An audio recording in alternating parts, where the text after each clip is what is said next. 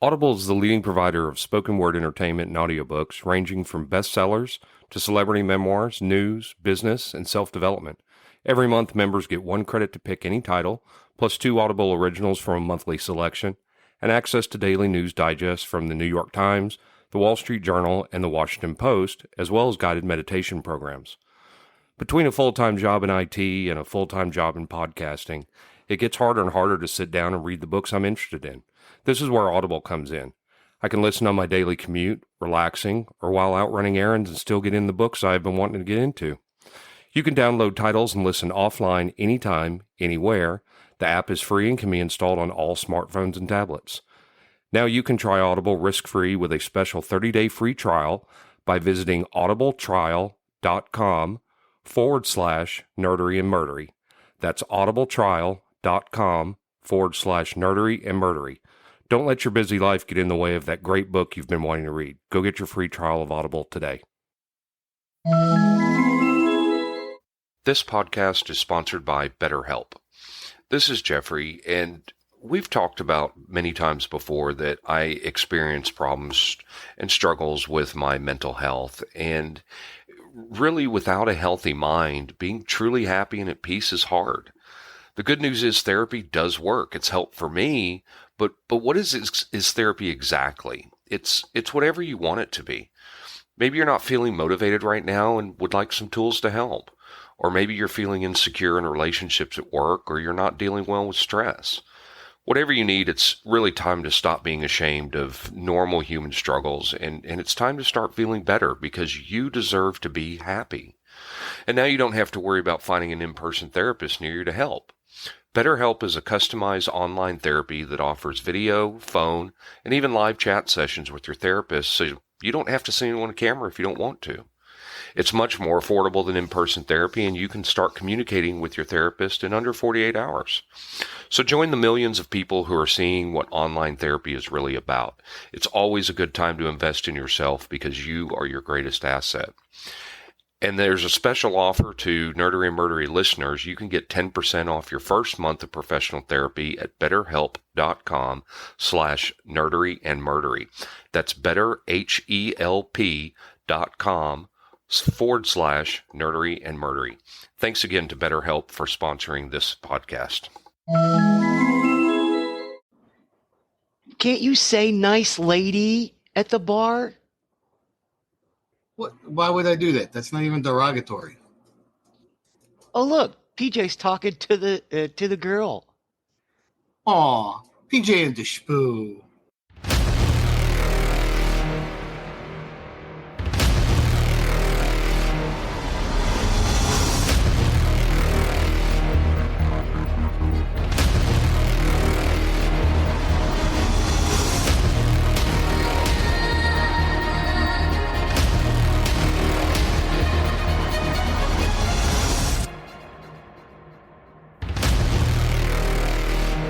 Welcome to episode 128 of Nerdery and Murdery. Big 128. I'm Zig with your nerdery. And I'm Geoffrey with your Murdery, and we have Guestery in the house. We have our good friend Donald, who goes by Don Lad.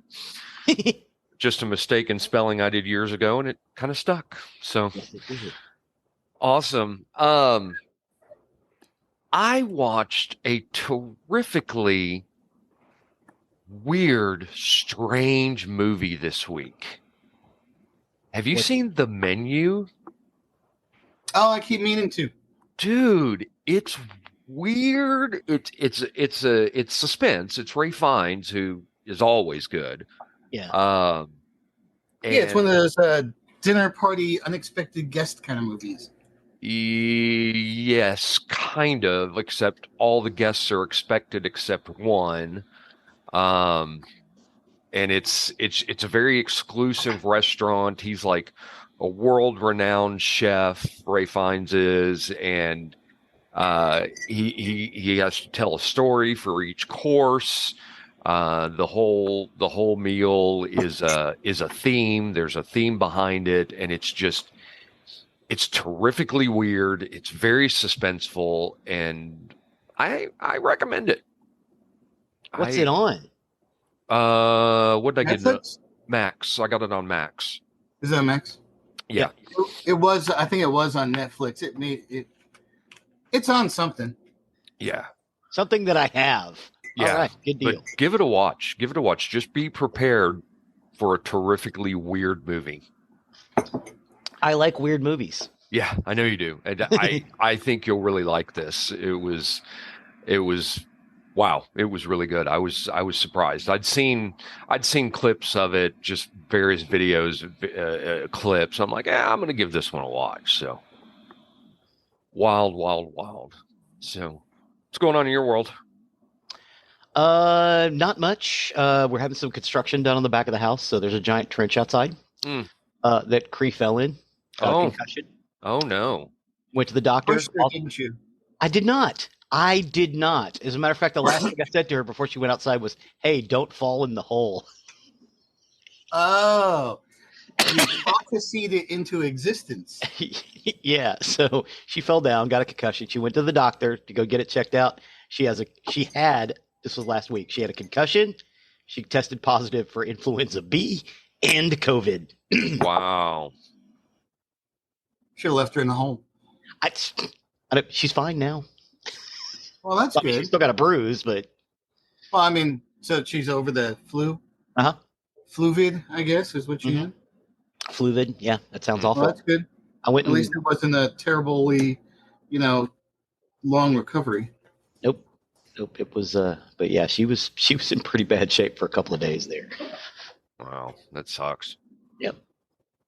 Dang. Well, all right. Well, then we need some good in our lives, because this is a show about the good and the bad, the ups and the downs, the highs and the lows, and the nerd and the merds. So Zig, why don't you take it over with the nerdery side of the house? Okay. I'm so glad Don is on this episode. By the way, we've been trying to get Don on for a couple of years now. I'm so glad he's here. Today we never asked until this week. I've asked you like 10 times. No, you mentioned it. You never actually asked. I am so sorry. If not in an official capacity, hey, what would you like to hear? Why don't you come on and do it with us? It was Geoffrey who went, okay, be there. This is what time we're doing it. And I was like, oh, okay, so that's what I should have. Just to be clear for those listening at home, I do not want to do it with these guys.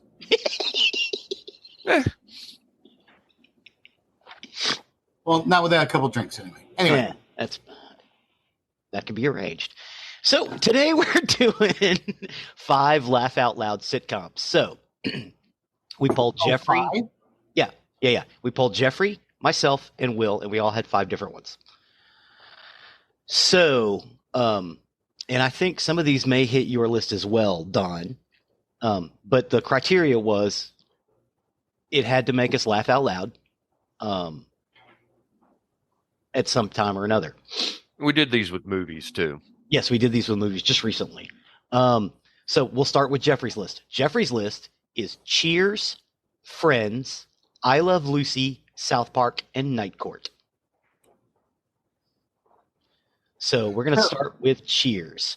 Cheers is an American sitcom television series that ran on NBC from 82 to 93 with a total of 275 22 to 26-minute episodes across 11 seasons.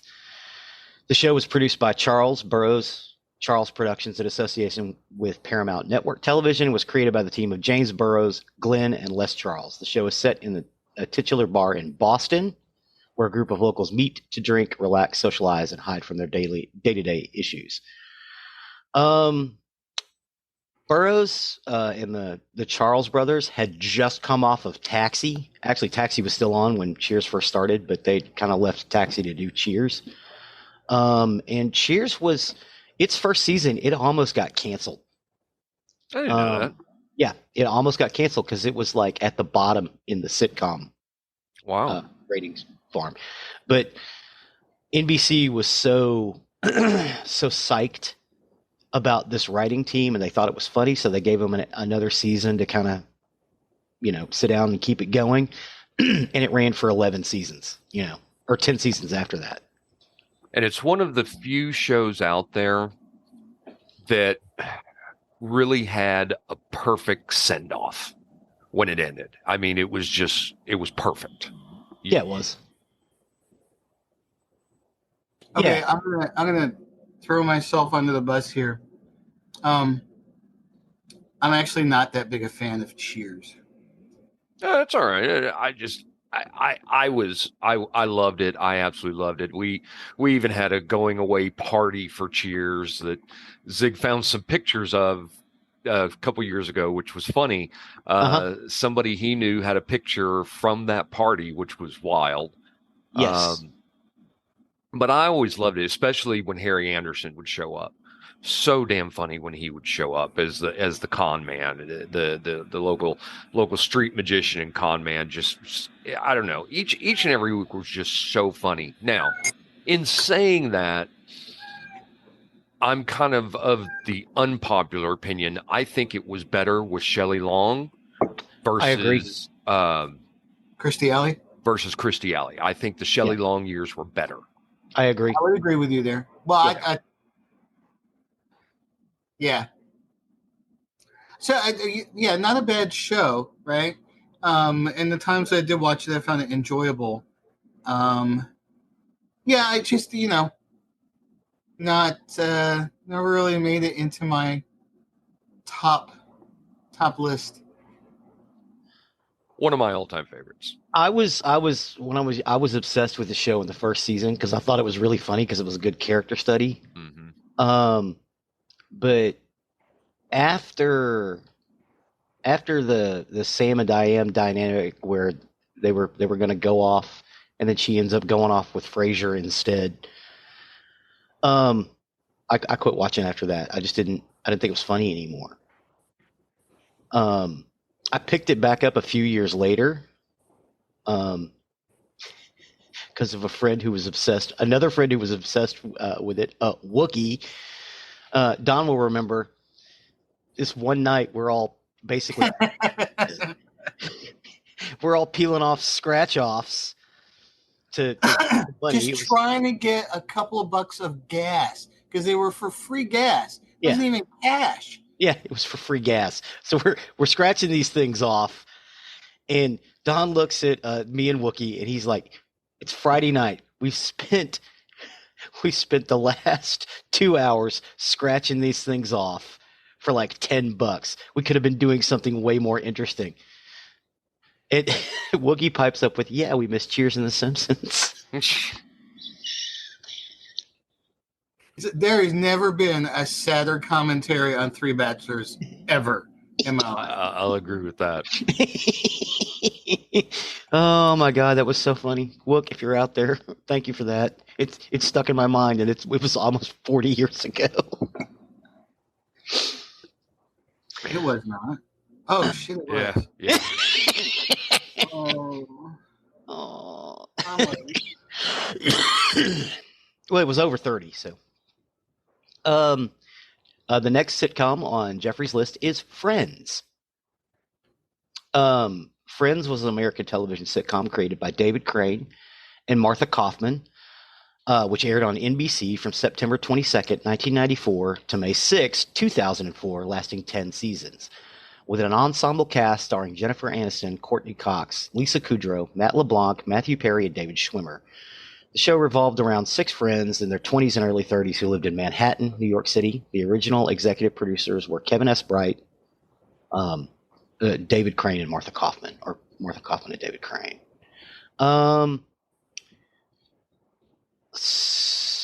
Okay, I will say this about Friends. I didn't start watching Friends until after another show in this list later on was off the air.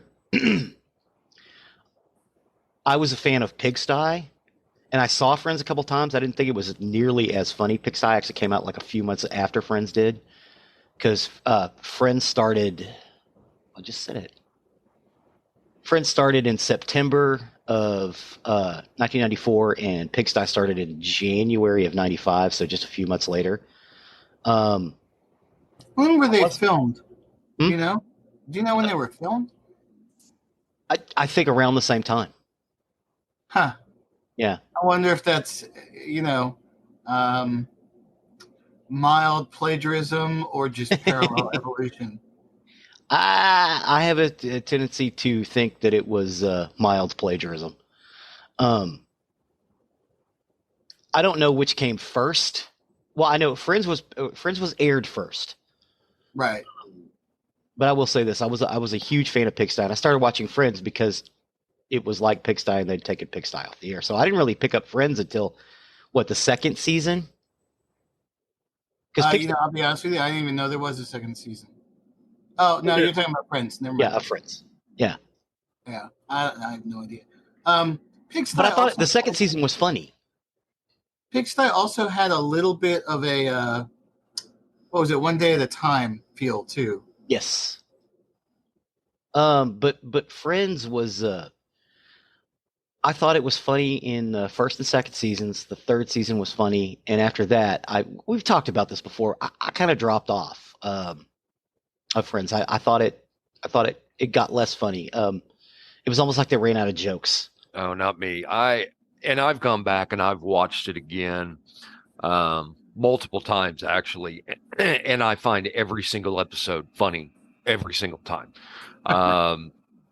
Just the situations that they get in, the storylines themselves, the acting is great in it. Had a ton of great guest stars come on. Probably my favorite is I think it was just one season, but he came back for others. But when Richard was on, Tom Selleck, I absolutely loved when he was on. He was a great, really kind of a straight guy to this group. Yeah. I loved it. I every single season of Friends, and this is another one that I also think ended perfectly. It had a great ending, a great send off for the cast. I thought it was a brilliant show. Absolutely. The ending was great. I will say I feel like it should have happened sooner. Yeah. I like the show. Okay. I love Matthew Perry. Mm-hmm. Yeah. Yes. His style of humor suits me. Yes. I don't know Same why. Same with me. I don't know, Don. Maybe because you aren't Chandler, but Should I be any more Chandler Bing? exactly. It's Mrs. Chandler Bong. Yes. Mrs. Mrs. Bong. Yeah, Mrs. Chandler Bong. Chandler Bong. The other cast members are good, and they've got their moments, right? Mm-hmm. But yeah, for me, I really watched for Matthew Perry. Matthew Perry burned that series up.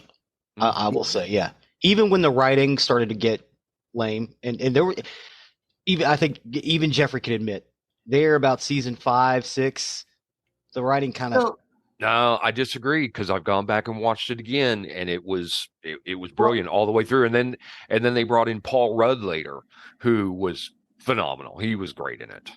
I want to point out, because you mentioned this with Cheers too. I feel like, especially for TV shows, but the Hollywood writing rooms, right, Mm-hmm. where they chain the writers to the desk and refuse to feed them until they crank out a script. Suck at complicated relationships. Yeah. Right. And Friends is a story about complicated relationships. Yes, very much so. Friends. But see, when they started to try to resolve things, is where they misstep. Those are your big fumbles, I think, in Friends. Yeah. You know, the back and forth with Ross and Rachel, them shoehorning in that Ross's ex is a lesbian, felt really unnatural and really forced. Mm-hmm. You know, Hollywood sucks at those. It's like, do you guys know any real people who go through this stuff? Yeah, and I think that's especially with sitcoms. That's that's typically their big stumbling block is romantic stuff. Yeah. I think that may be why I like Community so much, because they just kind of shied away from all of it. They're like, man. Yeah, you don't have to have that. No, you don't. Right? Just leave it out. Movies too. Hollywood, if you're listening, they are. They've been ripping our ideas off for 30 years. Yeah. So Batman, by definition, doesn't need a romantic interest in the goddamn movie. No, it doesn't. Batman is fine as Batman. Yeah. Yeah. I mean, he specifically. Anyway, that's a whole nother thing. So, next show on the list. What? I will say this. I can understand why Friends ran as long as it did, just like Cheers. I think it had more to do with the acting than the writing. That the actors in both of those shows were exceptional, particularly Matthew Perry. I actually liked Matthew Perry's stuff that he did after Cheers. I did. I'm sorry. After Friends, I really didn't. Studio 60 on the Sunset Strip was probably one of the best shows I've ever seen, and it got killed. What was the one where he's the radio guy, the sports radio guy? Go on. Huh? Go On. It's called Go On, yeah. Oh my God, that show was so great. Yeah. Mr. Sunshine, too. He did that between Studio 60 and Go On. And then he did The Odd Couple, which ran for 2 or 3 seasons with Thomas Lennon. That was pretty funny. Oh, I need to watch that then. Yeah. Well, it's also got Yvette Nicole Brown from Community in it, too. Who is another one who's always funny. Mm-hmm. The next show in Geoffrey's list is I Love Lucy. Mm-hmm. Now, I will say this. Lucille Ball was on television from 1951 till the mid-70s. And then she came back in the mid-80s. Yep. She is the queen of comedy. And Star Trek. And Star Trek. Yes. Yeah, I think we should. If we ever decide to get an office, I think we should get a big poster of her in a Starfleet Admiral's Commodore's uniform, because I've seen it out there. It looks great. Television owes a tremendous debt to Lucille Ball. Yes. Oh, I agree. I agree. And this show was brilliant. Another one, just the stuff that she would get into week in and week out. Her playoff Desi Arnaz and oh God, I'm forgetting the other two. Fred and Ethel. Yeah, Fred and Ethel. Vivian Vance and William Frawley. Thank you. Yeah. Just the way they all played off each other was just it was brilliant. It was a brilliant show, and each and every episode is extremely funny. She broke so much ground with this show. Oh yeah, and she fought for that too, because younger Lucille Ball, absolutely beautiful woman, right? Mm-hmm. Mm-hmm. So they wanted her as your typical Hollywood leading lady. She didn't want to do that, right? She's Lucille Ball, and if she had listened to agents and stuff like that, we'd have never had that show, which never would have led to tons of other shows. Yeah. But the ground they broke, like when she's pregnant, and going through all that, because you didn't do that kind of thing on TV. No, you did not. Which is why they had to have separate beds, mm-hmm. right? And they had to dance. He never says that she's pregnant in the show. That she's going to have a baby. Right. Because you couldn't say pregnant on TV. Stupid little things like that. And they pushed through and soldiered on through all of that. And she is a legend. Yep. Absolutely iconic. Yep. And the show is funny. Absolutely brilliant show. Yes. The show was funny. Their writer's room was great. And I would say not just this show, but this show, and I would say probably The Honeymooners are the reason why we have sitcoms at all. Mm-hmm. Right. Yeah. The Honeymooners, I believe, and I Love Lucy started about the same time. I Love Lucy started, October 15th, 1951, and ran to May 6th, 1957. They did 180 episodes. From 57 to 60, it was known as the Lucille Ball Desi Arnaz Show, and later in reruns it was called the Lucy Desi Comedy Hour. And from 61 to about 69, she did. Okay, I can't remember if it's the Lucy Show or I think it was the Lucy Show. Yeah, and then after that, she did Love with Lucy until the mid 70s. So again, she was on television in a sitcom format from 1951 to 1970. I believe it was 1977. Yeah, and that's not to mention all the other shows she had a hand in. In getting on the air and promoting and with her production company, supporting from behind. And I don't know if you've seen the dramatization they did. I think it was on Prime. Lucy and Desi, really good. Oh, with Nicole Kidman. Yes. I keep meaning to watch that. I heard it's really good. Did they get her second husband in, the producer? Because like after she and Desi split up, she got with this producer, and the reason she's such a big producer is because of that guy, and that she was with him till he died. No, the movie itself basically takes place over a 1 week period. Oh crap! It's about getting one particular episode on the air. Oh wow! And it's really, really, really good. Nice. Yeah, I mean I think Don's right. It cannot be overstated enough how important this woman was to television, and how important this sitcom was to basically sitcoms, because it spawned, again, I would say also the Honeymooners, because they started about the same time. But before that, we hadn't done any situation comedy. The British were doing it, but we weren't. Yes, well, the British were doing it, but it wasn't quite as funny. It's funny in a different way. Because funny or funny weird. What's the difference? Funny haha is a rubber chicken. Funny weird is rubbing a chicken. Right. Thank you. So yeah, the next show on the list is South Park. It's an American animated sitcom created by Trey Parker and Matt Stone and developed by Brian Graydon for Comedy Central. The series revolves around four boys: Stan Marsh, Kyle Bravlovsky, Eric Cartman, and Kenny McCormick, and their exploits in and around the titular Colorado town of South Park.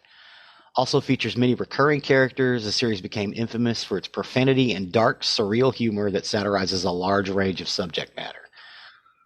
The thing that really makes the show so funny, and they got better and better and better at this as time went on, and I'm trying to catch up on episodes because I missed a lot of these. I'm trying to catch up, but what they got really, really, really good at was producing and writing these episodes that were so immediately on point to something that was going on in the world. Oh yeah. And I mean, it was quick. It was really quick. Some recent current event, and they're getting an episode out about it. Yeah. And it is just brilliant. It's because they produce episodes in real time. Yes. They don't care what people think about them. They don't care who they offend. And it is just hysterical. Absolutely hysterical. Yeah, they're true satirists. Yes. I'm going to throw out another unpopular opinion here. So I feel like South Park jumped the shark so long ago that all that's left of the shark is fossilized teeth. So you pulled out South Park a long time ago? The Mecha Streisand episode? No, that was a long time ago. No, I want to say I stopped watching South Park when they introduced the fetus on face. The lady with the fetus on her face. Oh, yeah, I know who you're talking about. She didn't last real long. Yeah, but it was enough it turned me off of the show enough that I never really watched it after that. Not that the writing of the show, I just feel like it's one of those things where they push too far, and for me, it just lost me because it wasn't funny. Not for me. I think of South Park like a pool. I'm swimming in a pool. I usually like to swim underwater, but every once in a while I got to poke my head up and take a breath. And everybody else is peed in it. Yes. They actually did an episode on that. Yes. And when I poke my head up and watch it, it's still funny, but I don't keep up with it. You know what I mean? It's not in my wheelhouse. But every time I pop my head up to see it, it's like, okay, this is still funny. Mm-hmm. This is still good satire. Yep. And it's gross out humor as well, which I also like. Well, it's and I toilet applaud humor. them they intentionally push those boundaries Yes. and try to push them too far, which I applaud them for, because I feel like not enough media does that. It's just, one of the risks you run when you push that hard is you push some people away. I just happen to be one of those. I'm obviously, in the minority considering their fan base. My not watching them hasn't hurt them any. So, you guys keep doing what you're doing. Yeah. Like I said, I will say I don't keep up with it, but when I do poke my head up from the waves, it's still funny. So Yes. it's the last episode, I don't even remember what it was, but I just put it on and started watching. I thought it was funny. There are some episodes that are so damn funny it just brings tears to my eyes. Just cracks me up. Yeah, I guess maybe I moved into the orbit of I'm like a lost moon. I've moved into the orbit of Rick and Morty. I have never seen a single episode of Rick and Morty. Oh my god, it's so funny. And it's Dan Harmon, right? Mm-hmm. Yeah. Who did Community. So, and it's got that vibe. It's got that weirdo vibe to it. It's definitely weird. It's not one I can keep up with, but anyway, that one's not on our list. No, it is not. The next series is Night Court. Night Court is an American television sitcom that aired on NBC for 9 seasons, 193 episodes, from January 4th, 1984 to May 31st, 1992, set in the night shift of a Manhattan criminal court, presided over by a young, unorthodox judge, Harold Harry T. Stone, portrayed by Harry Anderson, who we spoke about a little earlier. It was created by comedy writers Reinhold Weege, who had previously worked on Barney Miller in the 70s and early 80s. The reason we know that it's Reinhold Weege is because Trey went out and researched it and heard him say his own name. It is Reinhold Weege. Oh, well, good. And we are indebted to Trey for that. Mm-hmm. Yeah, I love Night Court. Well, I love Harry Anderson. Yes. Right? I haven't watched the new one? The new one yet. I love the new one. I know it's going into its second season. It is just as weird and funny. Dan has gone from a curmudgeon-y ladies man to a curmudgeon-y almost father figure to Abby. Well, his character started changing in the course of the Night Court show anyway. Yeah. Becoming more of a begrudging good guy, almost anti-hero kind of thing. Yeah. And sartorial as well. Is that a good? Yeah. Is that? Yeah. Okay. It works. It plays. Yeah. Okay, run on. But this is another one that every single episode is laugh out loud. There's not a single episode that will let you down. No. Not a single one in Night Court. The casting is great, even though they had to change actors in different parts in different parts of the series run because people died. Yeah. People died, or in some cases they wanted to move on and do something else. Yes. And they brought in people who were just equally as good in the show, and were just brilliant to play off each other. Brilliant show. It's like they would bring in a secondary character, and the actor do a good job, and they'd be like, "Yeah, but we need to knock it up a notch." So they'd bring in someone else, but it was great. And when they finally locked it down, it stayed locked down pretty well. Yeah, especially the last 4 or 5 seasons. And there were so many people on that show. Well, no, okay, I take that back. So maybe not so many people, but notably. Right. So I love Richard Mole. He went on to do more, I guess, voice acting than anything else. But he was the evil sorcerer in The Sword and the Sorcerer. Mm-hmm. So rest in peace, Richard Mole. Yep. But and Dungeon Master, who we've spoken about at length. Mm-hmm. Young Brent Spiner. Yes. Very young Brent Spiner. On the show, as the country bumpkin. And there were a couple. I don't know if you'd call them guest appearances so much or cameo. I don't, but yeah, there was a lot of great people pass through Harry's courtroom, Mm-hmm. you know, on their way through, and it's great to see. And I don't think it's ever been confirmed, but there's a theory out there that Night Court was the court of record for Barney Miller's precinct. Yes. So that would make a lot of sense. Yes. Yeah, some of the same actors. I don't know if the characters are the same, but yeah, the people that were in jail at Barney Miller's precinct ended up in Harry T. Stone's court. Yes.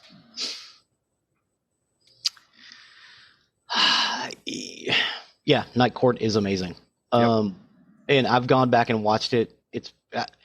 It's really, really good. I went back and watched it because we watched the new series. Lorelai loves the new Night Court because she likes the idea of the woman judge and everything else. And so I've been a big fan of the new series, and we're waiting for the second season. But I went back and showed her some of the old series, and she's like, "That's pretty funny." But now she every time she sees John Larroquette, she refers to him as Dan. And he went on to a really great show after Night Court called The John Larroquette Show, which does not nearly get the props it deserves. Yeah. That was a great show. And they too. screwed with that show a little too much and made it less funny. And less was it a Fox show? Yeah. Yeah, When that makes sense. Yeah, they changed him from being the nighttime bus manager to the daytime bus manager, and it just totally changed the dynamic of the show. Yeah. Well, that does it for Geoffrey's list, other than get out there and watch Night Court. It's readily available on a lot of stuff. Same with South Park, I Love Lucy, Friends, and Cheers. You can catch them all in different places. I have included some episodes and snippets in our YouTube playlist.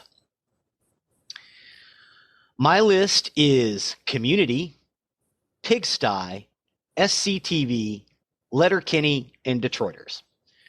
We have done entire episodes on Community and Detroiters, so we just won't talk about those. You can go back and check out our episodes. We'll wait. Hold on.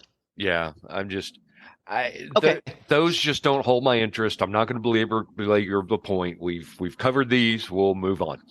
Yeah, but we are going to talk something in there. So I've only seen scattered episodes of Community. Mm-hmm. Right? Community to me, for me, falls into the same category as Parks and Rec. Mm-hmm. If I sit down and pay attention to an episode, they're funny. They're really funny. I just never think to watch them. Like Rose, my youngest daughter, absolutely loves the shows, right? Mm-hmm. And, I'll hear them when she's watching them in the background, stuff like that. And, yeah, they're funny. It's just for some reason, when I'm looking for something to watch, even if I'm looking for something funny to watch, it just never occurs to me to watch those. Right on. So is that Community and Detroiters?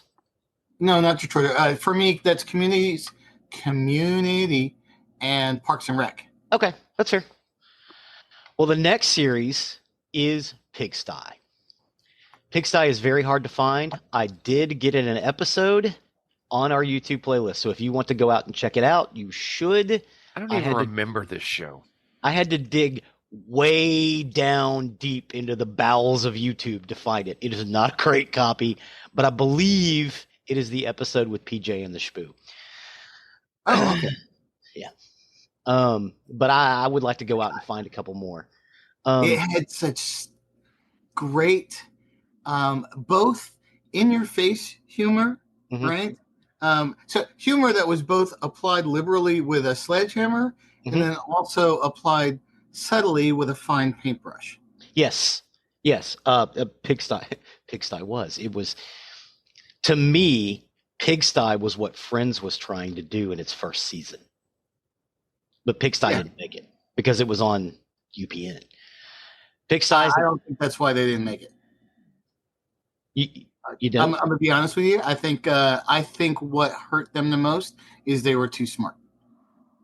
Okay. There was too much smart humor in there to make it in the mainstream. Okay.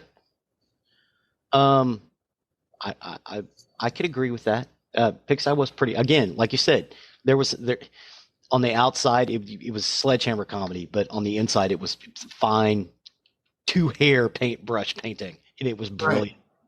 Right. I mean, come on. What other sitcoms have a throwaway line about Dominique Dunn writing novels about their family? Yeah.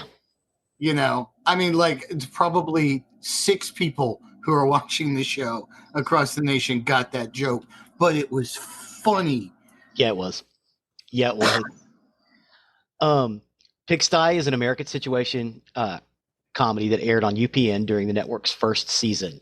The series premiered on January 23rd, 1995, ran on Monday nights after Star Trek Voyager and Platypus Man, and was canceled after 13 episodes on May 15th, 1995.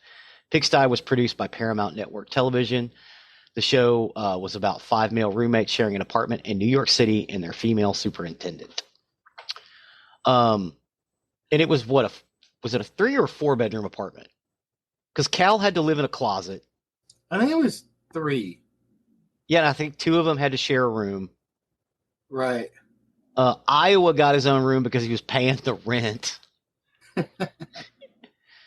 Okay, so this guy is moving out of his apartment with his roommates. So he moves off, and then the roommates get another roommate to move in with them, and then the original guy comes back. This all happens in the first episode. And then another guy decides he's going to move in as well. So there's 5 guys in this swanky New York apartment. And then, of course, the superintendent who lives upstairs. And they will break things just so she will come down and fix things. Because they like to hang out with her. Yeah. And she's hot. Yeah. And she also went on to play... oh, God, they didn't call her American Maid. She was in the Tick series, the first Tick series. She played American Maid, whatever that character was. Florence, yeah, I don't remember. Florence Vasey, I think, was her name. But yeah, the show was great. I loved this show. The guy who came in, they called him Iowa because that's where he was from. He was a doctor doing his first year of residency. Or no, he just finished his residency and was assigned to a hospital in New York.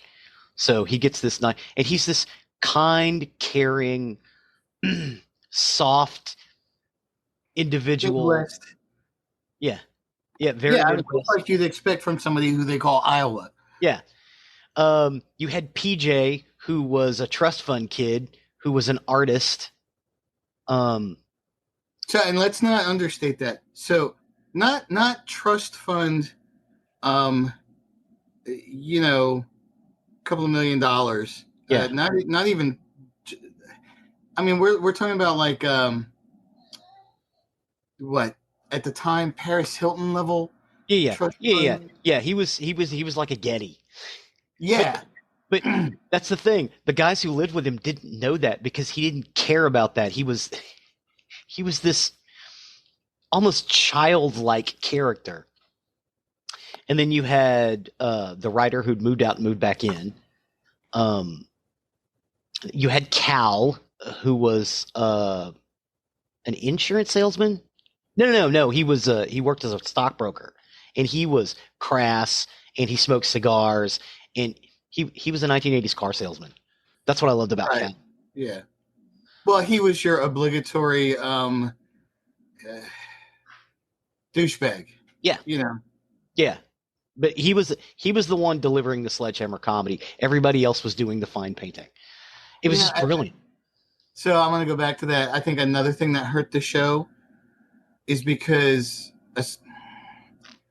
at the time too, she delivered smart, biting comedy like Matthew Perry did in Friends. Yes. I think that because she was a woman doing strong comedy like that, I think that unfortunately hurt the show. Yeah, whereas if they'd have done that show 10 years later, it would have been on for 10 seasons. Oh, yeah, definitely.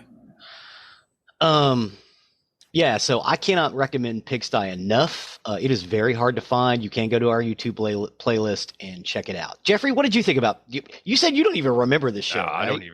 I don't remember this show at all. Oh my God, Don and So I it were didn't make an impact on Jeffrey. no, but Don and I were obsessed with this show, Oh yeah. which is why I'm so glad you're on this. Because I said my other Pigsty, and favorite- people look at me like I've grown a third head. My other favorite line from the show, because this is, so I remember these are moments from the show that made me laugh out loud, Mhm. right? The PJ and the Spoo, the Dominique Dunn line. Also, so Iowa, right? He's, I think he had just gotten out of the shower and he's walking around and he's got his shirt off. Mhm. And she's like, "Hey, Iowa, you been working out?" And he kind of puffs up and he goes, "Yeah, a little." And she pets him on the stomach and goes, "How about a little more?" And it's like, dude, that was harsh. And I was just sold on the show, Yeah. But yeah, it was definitely a good one. I will go and see if I can't find some more episodes for that one. We might do a deeper dive on Pigsty, assuming I could find some more information. Again, I stopped watching Pigsty because it went off the air, and then I started watching Friends because it reminded me of Pigsty. It was a Pigsty substitute. Yeah, it was a Pigsty substitute, and that's what I always thought of Friends as. And maybe that's why I wasn't nearly as into it. Maybe if I hadn't had Pigsty first, I probably would have really loved Friends. And again, it's not. I still don't think it's a bad show. The writing was great. The writing was great in the first few seasons. Matthew Perry was exceptional in that show. Yeah. But yeah, Pigsty's a weird one. I'll go see if I can't find some more.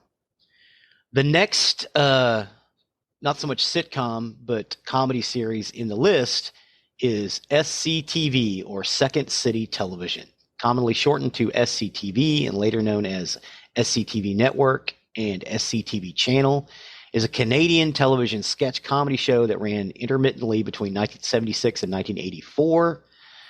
It was created as an offshoot from Toronto's Second City Troupe. It is an example of a Canadian show that moved successfully to U.S. television, where it aired on NBC from 1981 to 1983. The show's premise is the broadcast day of a fictitious TV station, later network, in the town of Melonville. Melonville's location is left unspecified.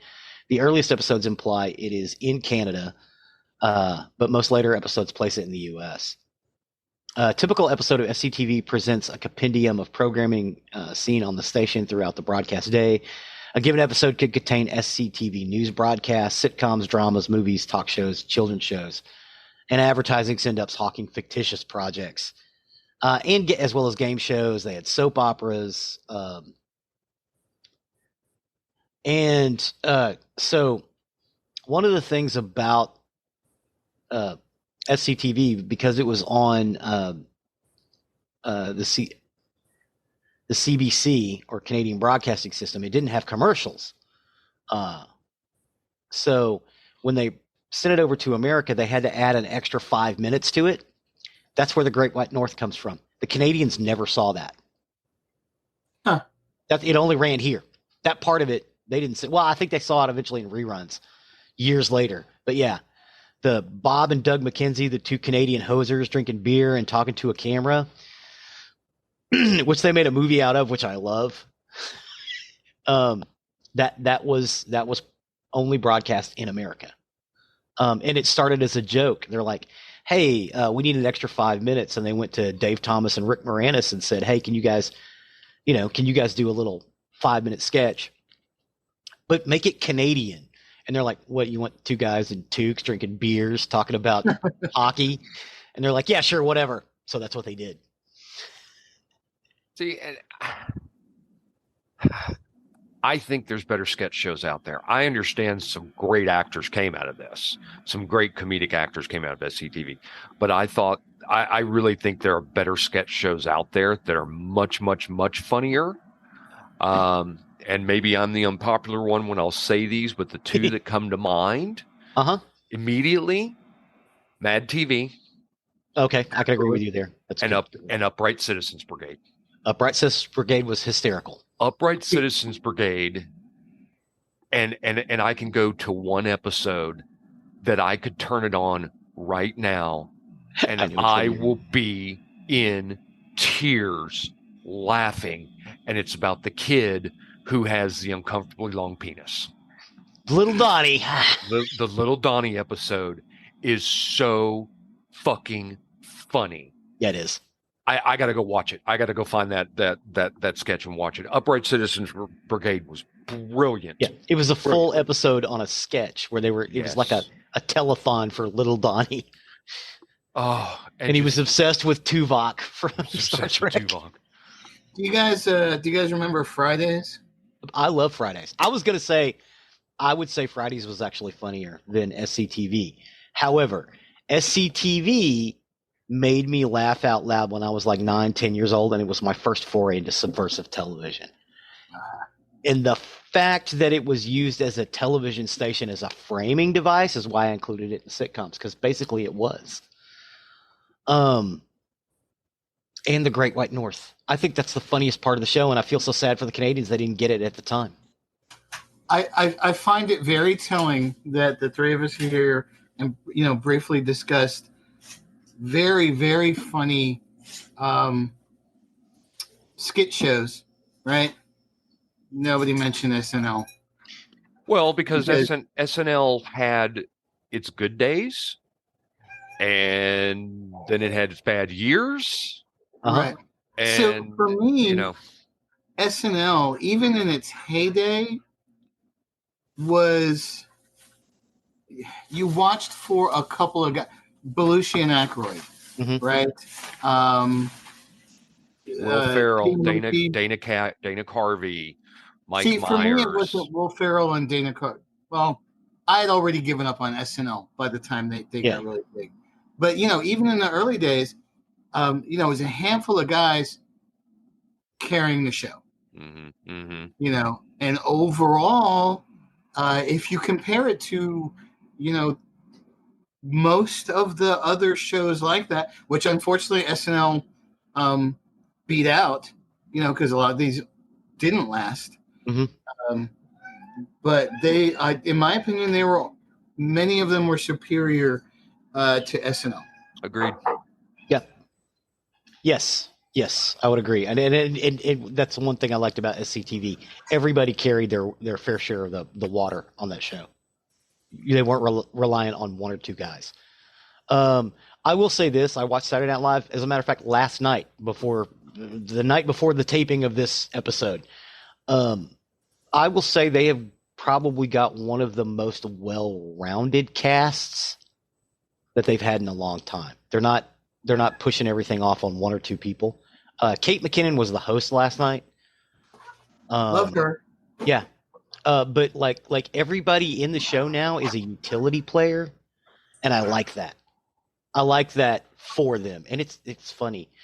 Again, not every sketch hits, Oh, sure, but I mean, you run into that anyway. Yeah, but I'm thinking about like the mid '80s when you're watching it and none of the sketches hit. Yeah, sometimes there were episodes that were painful to get through. Oh yeah. Yeah. And none of the sketches hit, and it's like that's why everybody was like, "Hey, aren't you into Wayne's World and all that stuff?" I'm like, "Yeah, but I don't want to watch a whole show for one sketch." Yeah, and even at that, they took sketches and made them movies. Some of them hit, like Wayne's World, and then some of them, like This Is Pat. Stuart Smalley Saves the World. Yeah. Yeah, just completely miserably bombed. And then the majority of them kind of hit somewhere in the middle, like Superstar and Night at the Roxbury. Yeah, Night at the Roxbury. Which I enjoy. I think it's a funny movie. I did too. But a lot of times they it's like they didn't know when to stop the joke. Right. It's too much cocaine. Yeah, as someone who did a lot of cocaine, I'm sorry, as someone who's heard about experiences of people who did a lot of cocaine, you're never funny on cocaine. I think that was a problem. They just had big lines in the writer's room. It's like, we need to keep this joke going for 20 minutes. No, you don't. You need to cut to the next sketch. I think Richard Pryor is probably the exception to Yeah. that. Yes. And Robin Williams. Yes. Robin Williams was funnier in Cocaine. And he didn't steal as many jokes as he did later on in life. Because he did. He stole a lot of jokes after he got clean. There's a lot of people who were really pissed off about it.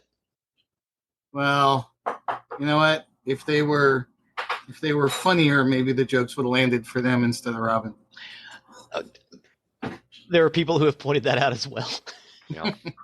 Well, I mean, like Bill Hicks. Bill Hicks was great in the mid 80s to the early 90s, and unfortunately he passed away. People have been ripping that dude off for years.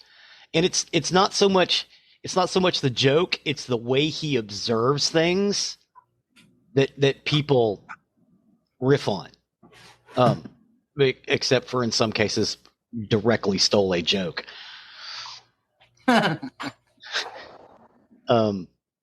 Think of a couple of people here. I don't want to cause any controversy. Dane Cook.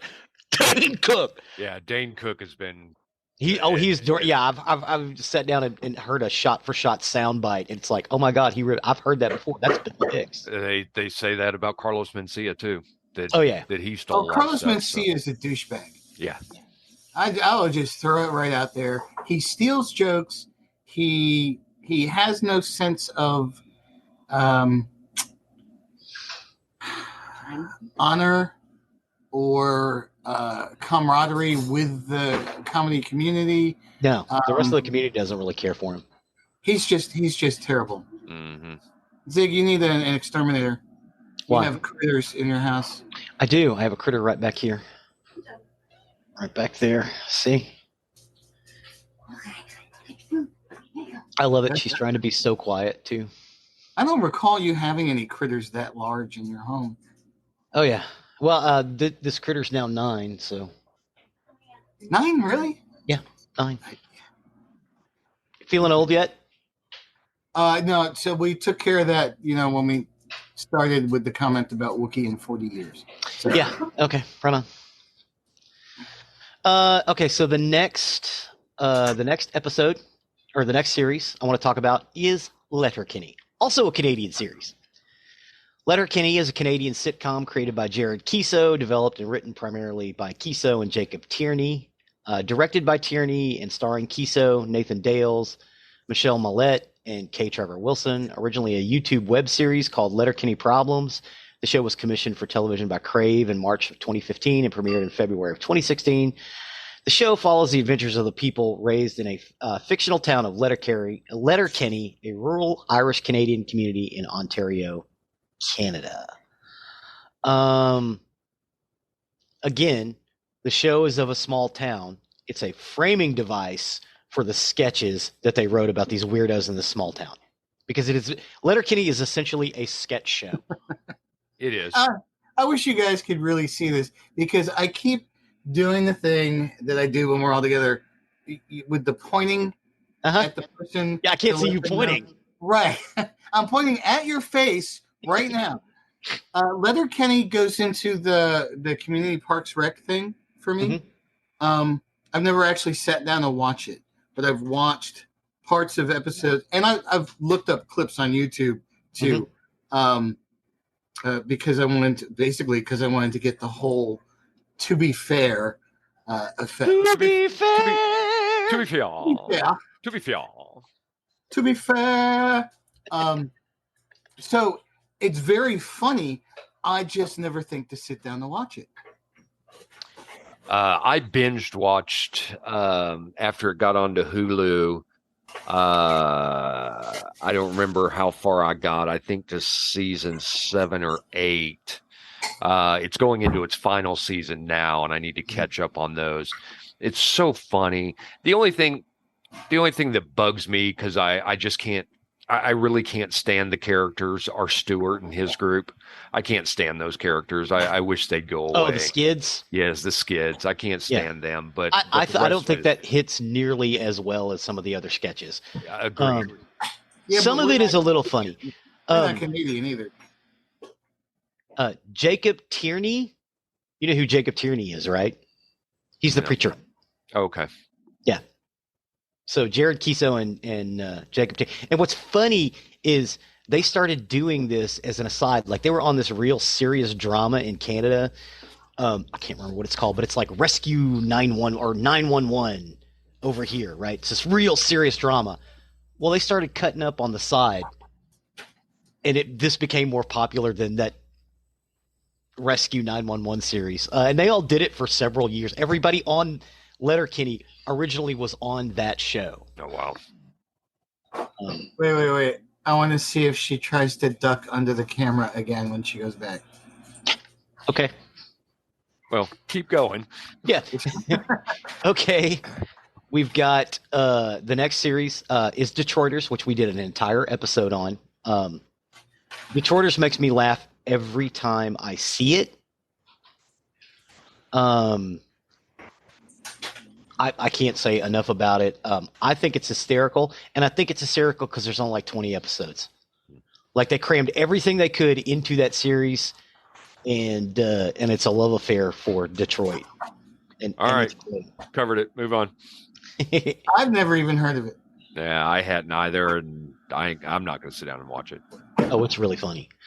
It's funny like Pigsty's funny. Sort of. It's a little more like Letterkenny. All right, so that does it for my list. The next list is Will's, and his list is Family Guy, American Dad, Martin, Boondocks, and Fresh Prince of Bel-Air.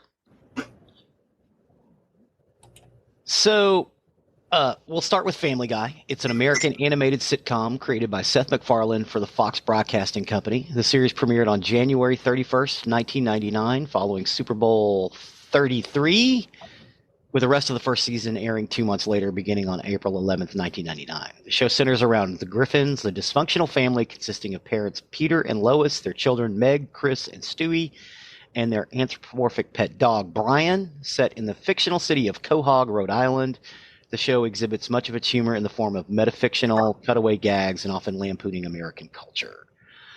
Family Guy is another one of those where I'm in the pool. And I would agree with that on Family Guy. I think Family Guy tries too much to be in the present, like South Park does. That South Park does brilliantly. Consistently all the time. I think Family Guy tries to do that, and I think there's some funny stuff in Family Guy. I just don't think it's always consistent. I think there's sometimes that they take jokes too far. Not as in too far as, you know, oh, that joke was too over the top, that was bad, that was offensive. The sketches, they run too long. Yeah.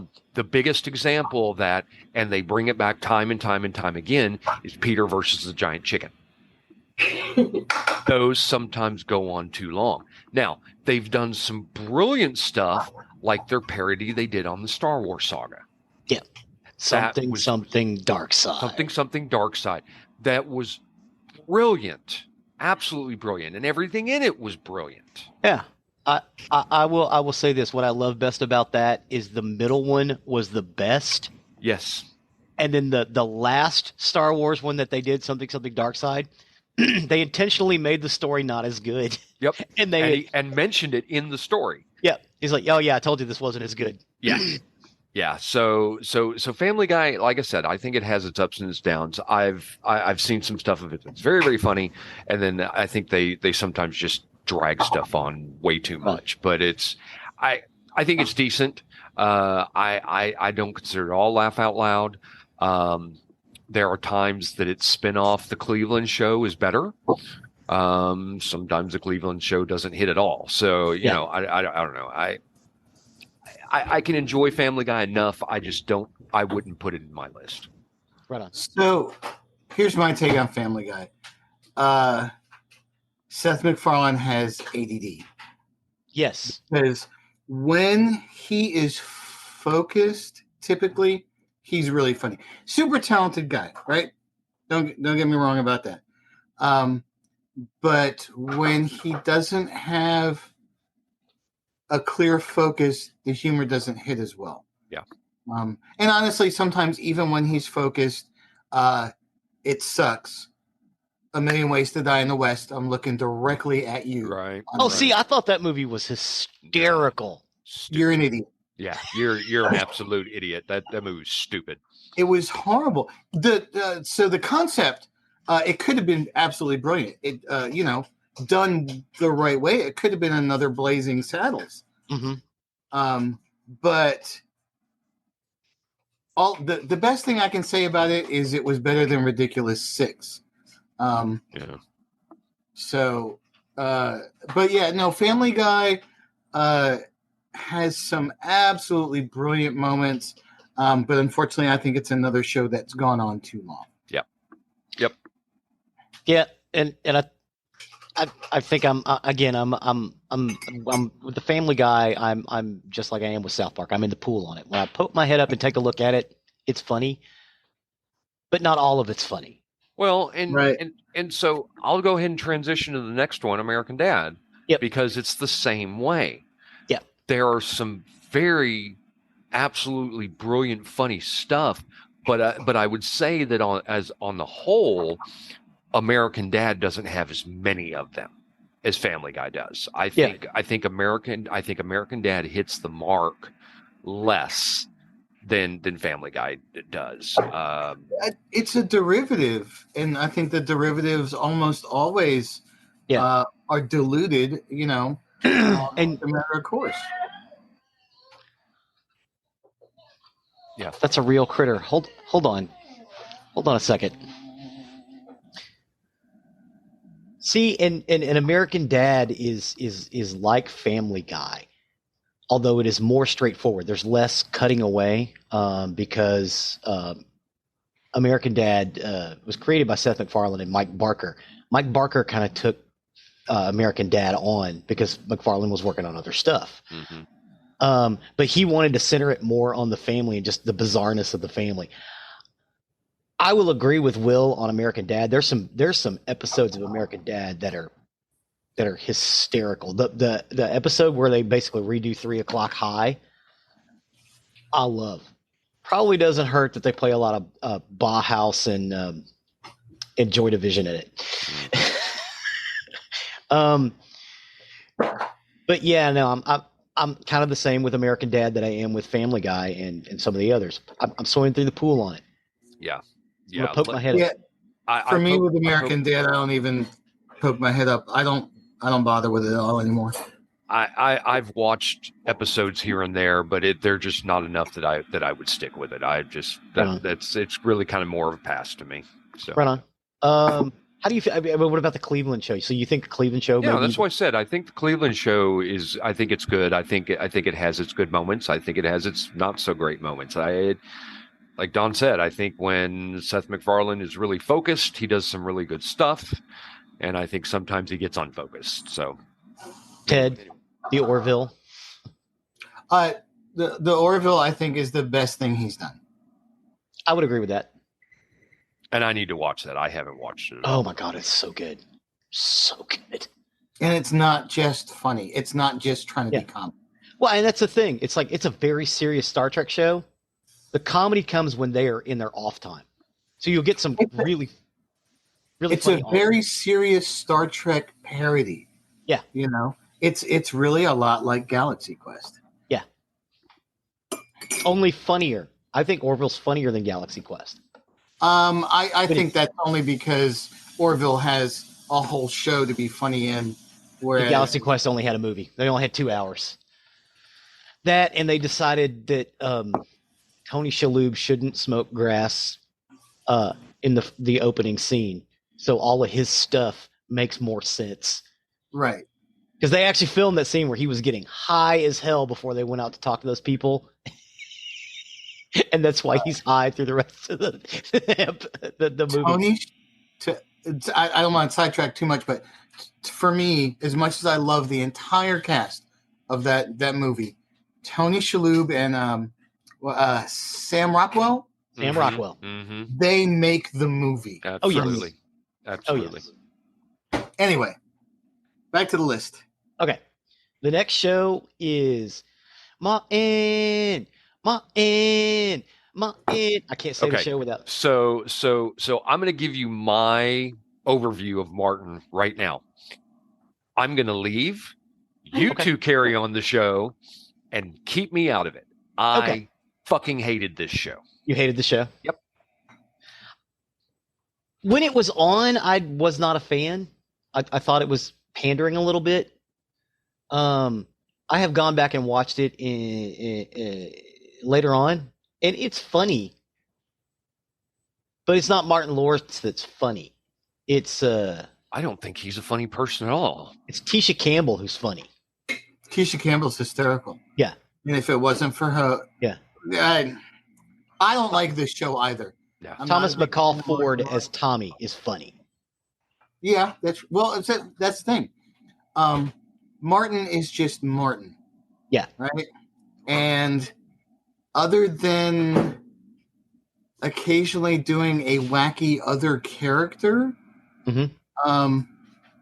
which is still hit or miss, and I'm going to say a good 40% miss. No, I'm sorry, 60% miss, even with those. I am always surprised at people who say they really like this show. Yeah, I think even in terms of black focused comedy, right? Even Rock was better. Rock was there better. were tons of better shows. Good Times was better. The Jeffersons were better. Fresh Prince was better. Yes. What was it? Living Single. Living Single was way better. Yes. Yeah. So I don't understand the love Mr. Cooper. Yeah, that was another really good one. I just don't understand the love people have for this show. Nope. Yep. Nope, not at all. Yep. So, Will, we don't think Martin is good. So there you go. That's on you. The next show in Will's list is The Boondocks. It's an American adult animated sitcom created by Aaron Magruder for Cartoon Network's late-night programming block Adult Swim. It is based upon its comic strip of the same name. The series premiered on November 6, 2005. The show focuses on a dysfunctional black American family, the Freemans, settling into the fictional, friendly, and predominantly white suburb of Woodcrest. Their perspectives offered by the cultural, lifestyle, social classes, stereotypes, viewpoints, and radicalized identities provides for much of the series satire, comedy, and conflict. Now, like the last season of the Boondocks, Aaron Magruder didn't have anything to do with, because they brought it back for, like 4 years later for like one season.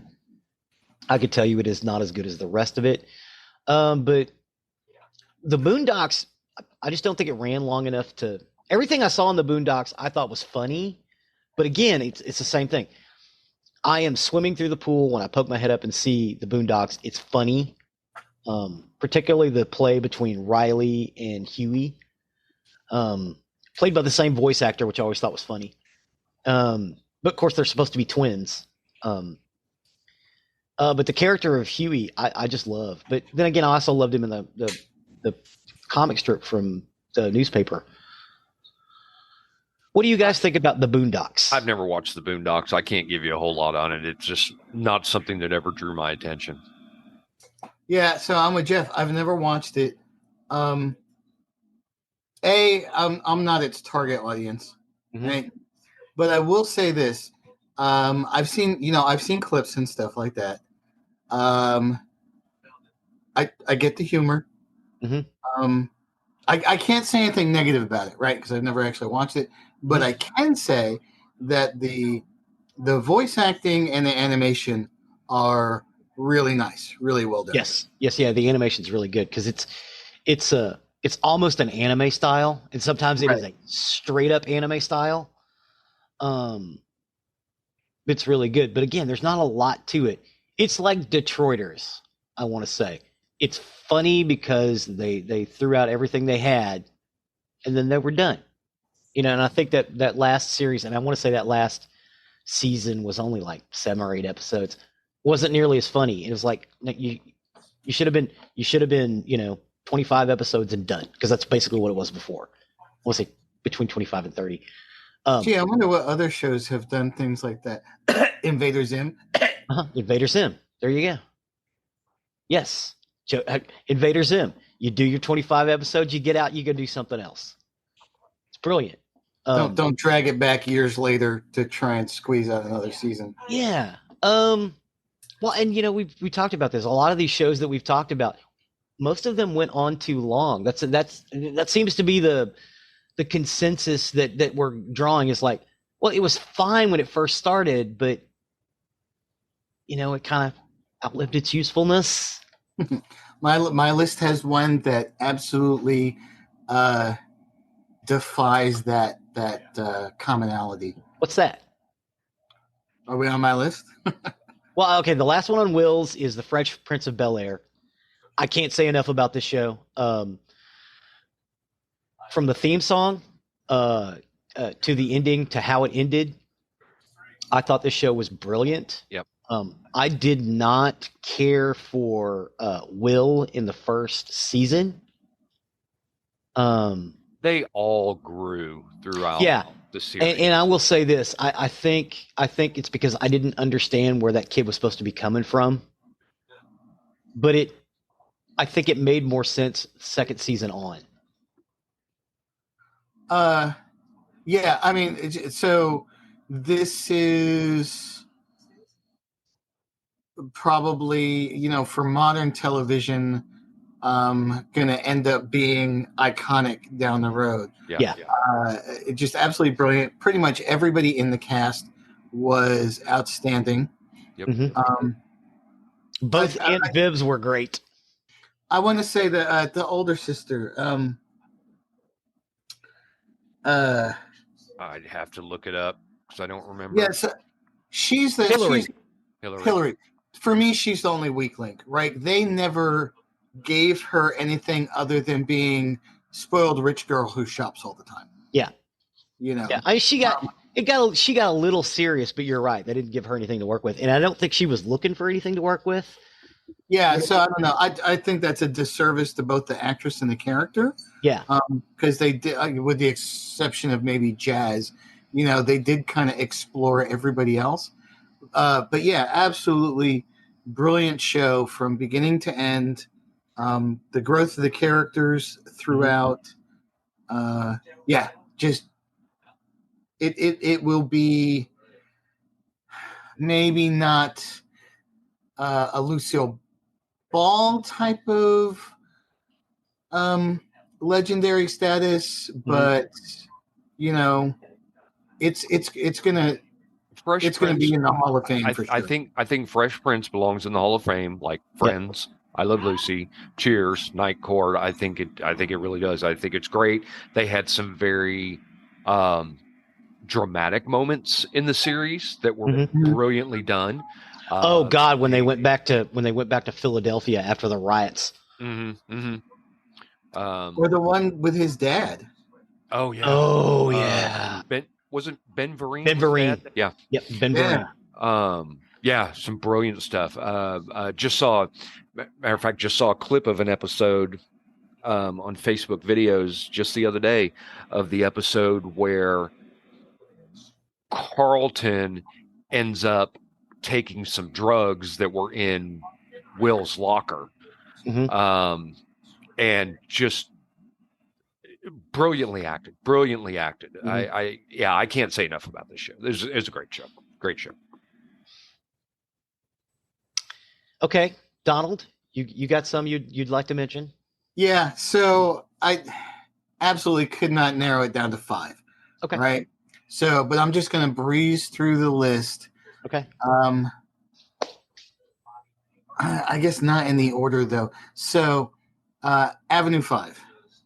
Okay. Never saw it. Really funny. I've gotten. Well, yeah. My only complaint about that show is what's his name? Josh Gad. I hate him. Like, as the voice of the snowman in Frozen, he's great. I have hated him in everything else I see him in. Even The Rocker? I didn't see The Rocker. Oh my God, I don't like Josh Gad. No, I looked him up. Because he always plays the same kind of character, and he's the kind of character that I want to immediately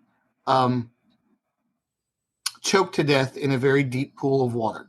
Yeah. Okay. But Hugh Laurie, I will watch anything he is in. Mm-hmm. You know, hello. Okay. Yeah, I'm with you. Hello, was a British sitcom that was made by the same people who made Are You Being Served? But it takes place in occupied France during the Second World War. It is brilliant. And the big gag here is that it's supposed to be in French, which is why the Englishman, all his grammar is all screwed up throughout the entire show, right? Because he's an Englishman trying to speak French, even though what you're hearing is English. And it's just so that the meta gag for me is part of what puts that over the top. Yes, because the Germans are speaking German. No, they're speaking English with a German accent. The French people are speaking French with a French accent. The English people are speaking. Okay, the two English pilots who've been hiding out, when they start talking, you don't understand a word they're saying because it's all weird English euphemisms. Right. And then the one Englishman who's working with the French resistance as a French policeman never pronounces anything right. Right. Yeah, the French policeman cracks me up the most, probably. Also, Frasier. Okay. Right. So I'm off of Cheers. So it's not Kelsey Grammer for me though. With Frasier, it's David Hyde Pierce and Janet Jane Cleaves. Jane Cleaves. And the dad, who make the show for me. Oh yeah. And Bebe Neuwirth, because she is funny, a wonderful actress, and smoking hot. In a goth chick way. So I love Frasier, but not for Frasier. No, I think. Oh, and Roz. Roz. Perry Gilpin. Yeah. Again, I really like her character's humor, and I don't know why. Can't quite put my finger on it. I don't know. See, and I'm probably in the minority with this because I know that Frasier was an insanely popular show, and they've even brought it back. I was not as big of a fan of Frasier as I was Cheers. I don't like Kelsey Grammer. I just couldn't hang with it. I'm with you. I don't like Kelsey. No, John Mahoney. I agree with Kelsey Don. Grammer. I like Kelsey Grammer. I think he's a good actor. I just really didn't enjoy Frasier. See, I'm with Don. I liked everybody else in it but Kelsey Grammer. I like Kelsey Grammer as an actor. Yeah. Just not as Frasier. Yeah.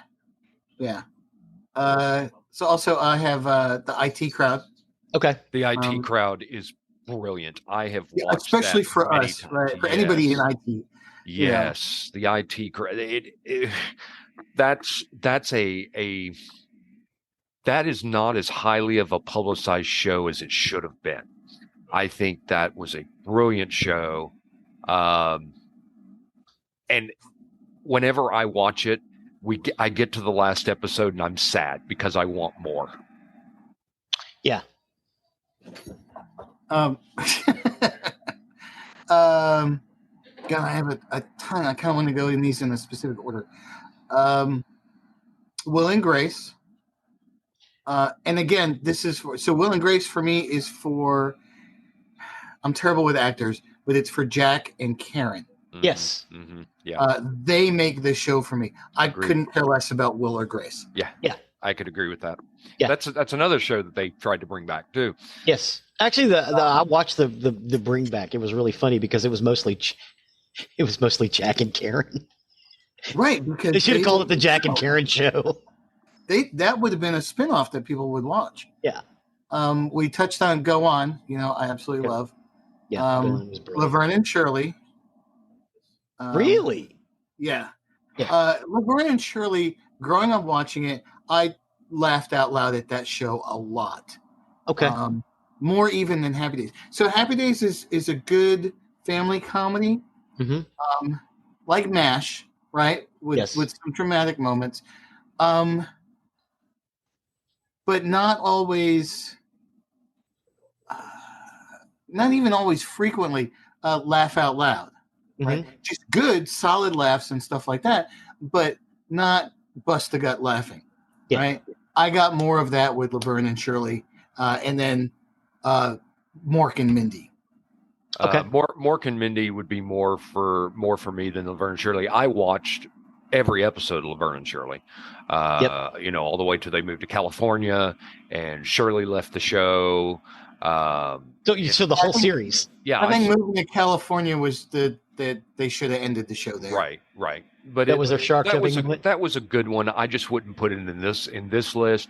I actually probably would have put Mork and Mindy in this list before that one. But both good shows. Both good shows. Well, also, so I'm a little bit older than you, so that may be why I have fonder recollections of Laverne and Shirley than you do. That makes sense. But yeah, I mean, definitely lots of laugh out loud moments. And then also for fairly recently, scratch that. WKRP. Yes. Which is hard to find because of the music. Yes. Yeah. Just what a great cast. Mm-hmm. What an absolutely funny show. Yeah. And then Drew Carey. Okay. I laughed out loud a lot. And not just that. Drew, you know. And it was the cast as a whole. I couldn't stay with that one consistently, though. They so not always consistent with the writing. Yeah. But yeah, it was a great cast and consistently for me lots of laugh out loud moments. Yep. And then so this show for me just has a special place in my heart. Not as many laugh out loud moments as some of the others I mentioned, but some of the biggest ones, and that's Family Ties. Okay. Brilliant show. The thing I like best about Family Ties is there was always an A and B story running. Mm-hmm. Mm-hmm. Yeah. Always an A and B story. And generally the B story was the funny story and the A story was a serious story. But the B story could get weirdly funny. And that's what made that show. That B story was always just off the wall, goofy shit going on in the background. Yeah, I mean there was a time period that Thursday nights was the Cosby Show, which I know would happen with Cosby and everything, and people kind of put that aside. But in its time, Cosby Show was really good. And then you had Family Ties, and then you had Night Court, and then you had Cheers. I'm mixing the order up of that it was on, but that was the Thursday NBC powerhouse. Yeah, and they had it locked down for years, and then they'd lose a show and they'd add Seinfeld, and then they'd lose a show and they added Friends. And there's people that are going to tell us Seinfeld should have been in this list, and I disagree. I don't think Seinfeld is funny. I'm not a big fan of Seinfeld. The supporting cast is very funny. Unfortunately for me, Seinfeld is so not funny that not even the cast, the rest of them can make me watch that show. Yeah. See, I think Larry David's funny. I think Seinfeld's funny. Larry David's I know. I think Curb Your Enthusiasm, way better show. I think Larry David's funny, but he was the head writer. I think Jerry Seinfeld is funny. I think Julia Louis-Dreyfus is funny. I think, oh my God, Michael Richards is funny. Jason Alexander ruins that show. His character is so unlikable as a human being. It kills that show for me. Jason Alexander ruins that show for me because I think everybody else is funny. But I think Michael Richards is a short dosage character, and it's too much. It's too much. But anyway, we're talking about a show that we hate. Don, finish your list. Yes. So where was I? Okay, so big ones though. If you can, when you're YouTubing, because this is another one that I could only find episodes on YouTube. Okay. Also built on the absolute greatness that is Tony Shalhoub as Stark Raving Mad. That show was so funny. It did not get a chance. Is hands down for me one of the funniest damn shows I've ever seen in my life. Put that in the text chain so I can add it to the YouTube Yeah, playlist. I didn't watch that one. Oh my god! So Well, okay. the premise is, if he doesn't do Stark Raving Mad, he never does Monk. Or if Stark Raving Mad keeps going, he never does Monk. That's the only sad part about that. so the premise is, and this is early Neil Patrick Harris, if not where he got his start. Tony Shalhoub is a horror writer, right? Beloved, well-known, like Stephen King level, except he can't make a deadline. He just ignores them. He just doesn't care. And his publisher is going nuts. They hire Neil Patrick Harris to basically ride his ass and get stuff turned in. Neil Patrick Harris is a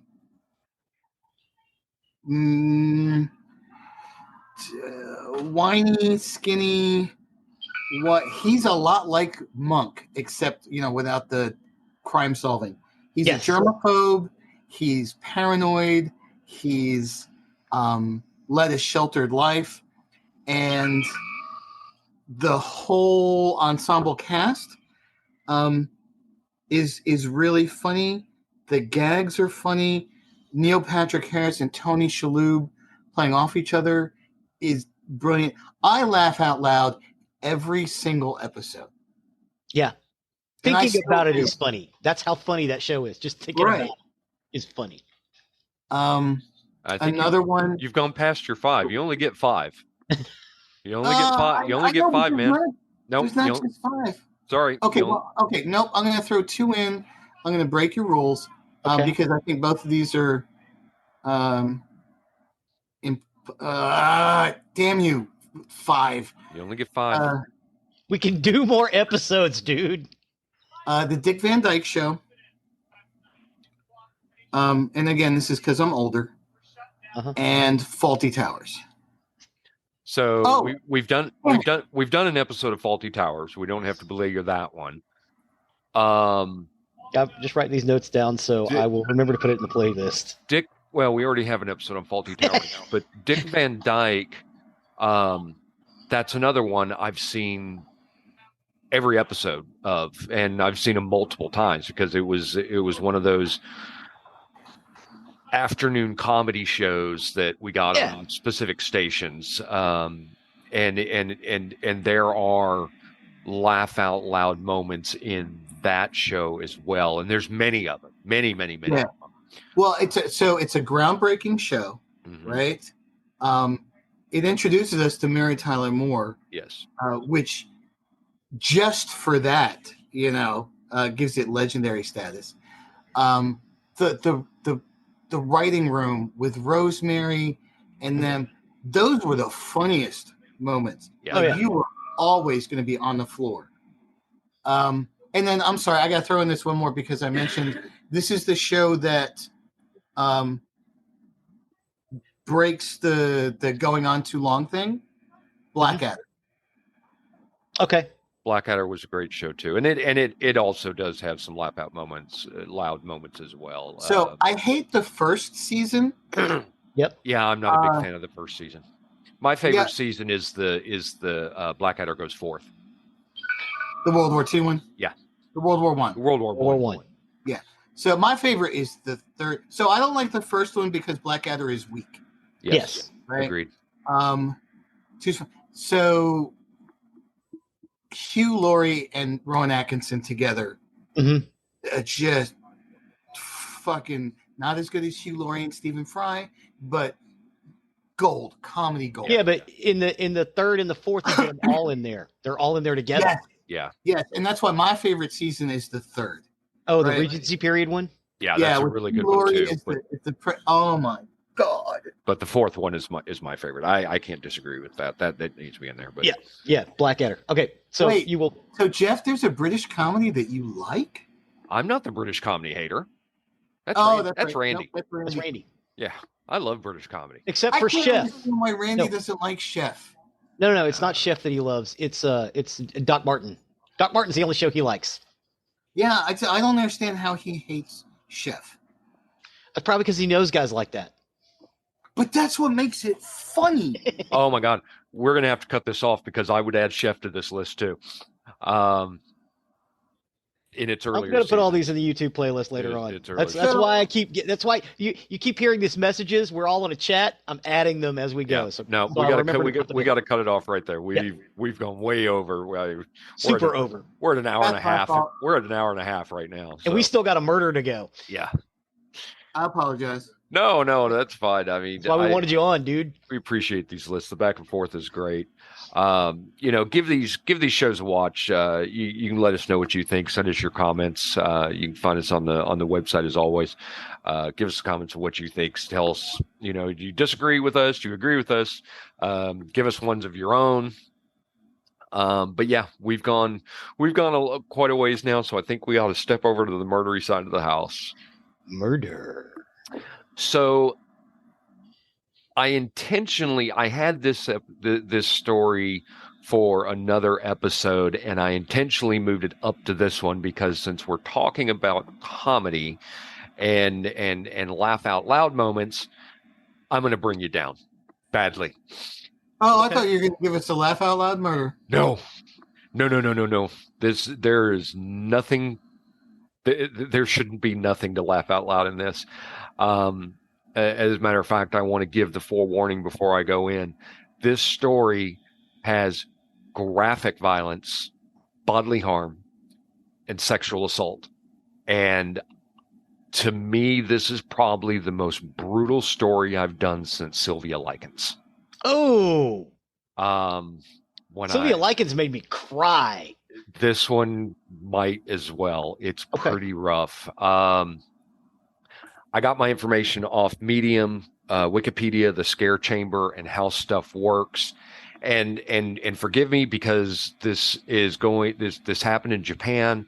There's a lot of Japanese names in here and places, and I'm probably going to do a terrible job with it, so forgive me. But this is the story of the torture and murder of Junko Furuta. Junko Furuta? Yes. So Junko was a 17-year-old high school Japanese student who was abducted, sexually assaulted, tortured, and murdered by 4 high school boys over 40 days. Oh, my God. Her case was called the Concrete Encased High School Girl Murder Case since her body was discovered in a concrete drum. She was a beautiful, friendly, and popular girl who took her studies seriously, and she was considered a good girl who got high grades and didn't do drugs. But sadly, her life was taken because one particular boy's romantic advances were declined by Junko, and he wasn't going to let that slide. The crime has been described as the worst case of juvenile delinquency in post-war Japan. Junko was born in Masato, the Saitama Prefecture. She lived with her parents, her older brother, and her younger brother. She attended Yashio Minami High School and worked part-time jobs after school to save up money for a graduation trip and had dreams of becoming a singer. She also accepted a job at an electronics retailer where she planned on working after graduation. And at high school, Junko was well-liked by her classmates. And again, she had very high grades. She was very infrequently absent. The night she was abducted, she had been looking forward to going home and watching the final episode of the television show Tanbo, which is translated to Dragonfly. Her abductors were 4 boys who attended the same high school. Joe Agura, who was age 17, Shinji Minato, who was age 16, Yasushi Watanabe, age 17, and the ringleader of the group, Miyano Hiroshi, who was age 18. In court documents, they were referred to as A, B, C, and D. Miyano had a history of problematic behavior since he was a child, such as shoplifting and damaging school property, and continued committing crimes through the following years. In April of 1986, he enrolled in private school in Tokyo, although he dropped out the following year. And after this, he continued to commit several crimes over time. At the time of Junko's murder, Miyato was living with his girlfriend, who was the older sister of Yasushi Watanabe.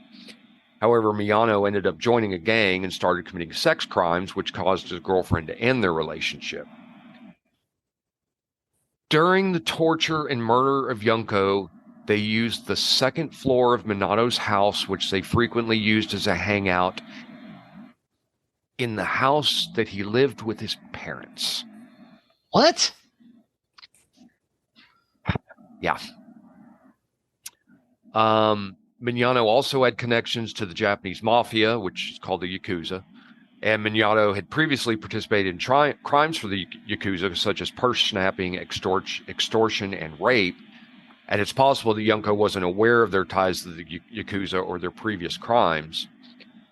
Additionally, there's a lot of English articles that state that Miyano was the one who actually asked Junko to date him, while Japanese articles state it was actually Minato who asked. So it's really unclear who it was.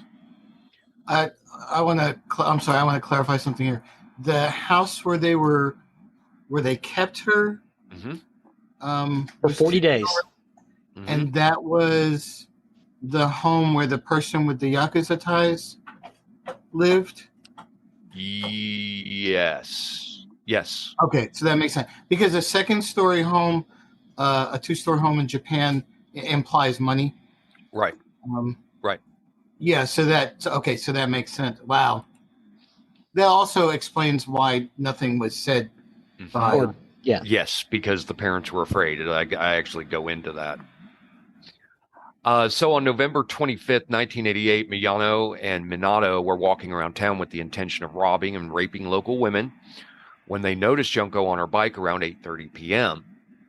Miyano ordered Minato to run her over and push her off the bike and then flee the scene. And under the pretense of having witnessed this happen, Miyano walked over to her, helped her up, and offered to walk her home safely. On her way there, he gained her trust, which allowed him to trick her into going to a warehouse where he threatened to kill her. In this warehouse, he raped her and then raped her again at a hotel nearby. From that motel, Miyano called Minato and the other two perpetrators and bragged about what had just been done to Junko. And Ogura asked Miyana to keep her captivity to allow them and others to sexually assault her as well, as this group had a history of gang rape and had previously kidnapped and assaulted another girl, but ended up releasing her afterwards. That girl never reported it, as she knew about their ties to the Yakuza and was terrified of what could happen to her and her family if she told. Right on. Around 3 a.m., Miyano took Junko to a nearby park where the other three boys were waiting.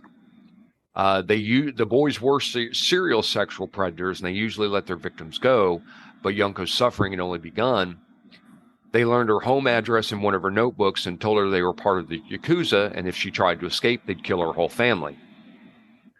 The four boys overpowered her, took her to her house in the Ayase district of Adachi, and then gang raped her. And this was the house, which was owned by Minato's parents, and soon began their regular gang hangout. 2 days later, on November 27th, Junko's parents reported her missing. And to hinder the investigation, Miyano forced her to call her parents 3 times to convince them that she had run away and was perfectly safe staying with friends. Originally, whenever Minato's parents were around, they forced Junko to act like he was Minato's girlfriend. However, they soon stopped the act when they realized his parents wouldn't contact the police. Minato's mother later confessed they didn't want to contact the police because their son had been previously violent towards them and they were afraid of his connections to the Yakuza, as we mentioned. The group held Junko prisoner for 40 days, where they repeatedly beat, raped, and tortured her. They would even invite other men and boys to the home to participate in her assault. Oh my God. On the night of November 28th, they invited 2 other boys, Tetsuo Nakamura and Koichi Ihara, to the home. They went upstairs where Junko was sitting, wearing a long-sleeve t-shirt and a skirt that Miyano had stolen from a clothing store a few days prior. The group drank cough medicine, pretending it was drugs, and acted high. And Junko was screaming in fear and tried to run away, but was ultimately stopped. Hearing the commotion, Minato's mother went to check on the boys, and they told her they were just messing around and everything was fine. After she left, the boys began to gang rape Junko as she was in a state of unconsciousness, just staring at the ceiling without blinking. Over the next 40 days, Junko was subjected to being raped on a daily basis. At one time, she was even raped by 12 different men in the same day, and was raped by around 100 different men around 400 times. Oh, my God. By December 1st, 1988, the gang was getting bored, but they didn't want to let Junko go. They began beating her, and at one point she was hung from the ceiling and used as a punching bag. Her nose bled so badly that she could only breathe through her mouth. When they let her down from the ceiling, they dropped dumbbells on her stomach, thus greatly damaging her internal organs. She was forced to eat cockroaches, and when she asked for water and was giving anything to drink, often her own urine, she vomited it out almost immediately. By September 10th, 1988, she was unable to walk properly due to the severe burns on her legs. She was beaten with bamboo sticks and then golf clubs. She had her hands smashed with exercise weights and her nails cracked in such a way as to inflict abdominal pain, and several days later the boys poured hot wax on her face. They burnt her eyelids with a cigarette lighter, and then she was stabbed with sewing needles in the chest, and if that wasn't enough, they clipped her left nipple with a pair of pliers and it was ripped off. Oh, my God. The four boys shaved her public hair, forced her to dance naked and masturbate while they listened to music, and when she was beaten so badly to the point she couldn't even walk, they forced her to sleep outside on the balcony during the cold winter with very little clothing, and also forced her to sleep in the freezer. Objects were also inserted into her vagina and anus, including a metal rod, a bottle, and a lit match. And they also force-fed her large amounts of water, milk, and alcohol. Good God. There came a point when she was so injured and sick she couldn't even keep water down. She would instantly throw it up. And she was also forced to inhale paint thinner and smoke multiple cigarettes at once, and was repeatedly burned on her legs and arms with lighter fluid. By the time the end of December came, Junko was extremely malnourished, as she was only fed very little food and eventually nothing but milk. She had extreme injuries and horrible infections and could no longer even walk up and down the stairs to use the bathroom, and became solely confined to the bedroom, where she lost full control of her bladder and bowels. Her face was so badly beaten that her nasal cavity was full of blood, and her brain even had shrunk from the damage. At one point, she managed to sneak a phone call to the police, but was caught before she could say anything, and as a punishment, she was again severely beaten. She was burnt with cigarette butts and then covered in lighter fluid across her arms and legs and then set on fire. She would often beg them just to kill her, but they always refused. But towards the end of her life, she was so beaten and sick that she lost all beauty, and her body even started giving off a rotten smell, which eventually made the boys lose interest in her. This caused them to go out and gang rape another 19-year-old woman, but she was released afterwards. On January 4th, 1989, Miyano lost a game of Mahjong and decided to take his anger out on Junko by again pouring lighter fluid on her body and lighting her on fire. Junko allegedly tried putting out the fire, but ultimately became unresponsive. They continued to beat her, lighting a candle and dripping hot wax onto her face, and placed 2 small candles on her eyelid and then forced her to drink her own urine. And then after she was kicked, she fell into a stereo unit and began having convulsions. Considering the fact that she was bleeding heavily and pus was squirting out of her infected burns, they covered her hands in plastic bags and continued to beat her, along with dropping an iron exercise ball into her stomach multiple times. And this attack lasted roughly 2 hours before she eventually passed away. Being afraid of being charged for murder, the boys wrapped her body in blankets and shoved her body into a travel bag. Then they placed her body into a 55 U.S. gallon drum and filled it with cement. And around 8 p.m., they loaded it and disposed of it in a cement truck in Koto, Tokyo. During her captivity, Junko had mentioned that she'd regretting not watching the last episode of Tombow Dragonfly, as I said before, and so Miyano found the videotape of the last episode and placed it in the travel bag. And he claimed he didn't do it because he pitied Junko, but because he didn't want her to return as a ghost and haunt him. On January 23rd, 1989, Miyano and Ogura were arrested for the gang rape of the 19-year-old girl who they had kidnapped in December. On March 29th, 2 police officers came to question them as women's underwear had been found at their addresses. And during the questioning, Miyano believed one of the officers was aware of the murder of Junko and his involvement in it. And he assumed that Ogura confessed to the crimes to the police, so Miyano told the police where they could find the body. The officers were very puzzled by this confession, as they weren't talking about Junko at all. They were actually talking about the murders of a different woman and her 7-year-old son that took place several days before Junko's addiction, which that case remains unsolved to this day. The police did find the drum that contained Junko's body and were able to identify her by her fingerprints. On April 1st, 1989, Ogura was arrested for another sexual assault, was subsequently arrested for Junko's murder. The arrest of Minato and Watanabe, along with Minato's brother, all followed. Several other people who also participated in the abuse and rape were also identified, including Tetsuo Nakamura and Koichi Ihara, who were all charged with rape after their DNA was found on and inside of Junko. The identities of the defendants were sealed in court as they were all juveniles at the time. But journalists from the Shukan Bunshun magazine uncovered their identities and published them on the grounds that given the severity of the crime, the accused did not deserve to have their right to uphold anonymity upheld. They doxed him. Yep. Doxed him 1989 style. Nice. The editor-in-chief said, to make a long story short, we decided that beasts don't have human rights.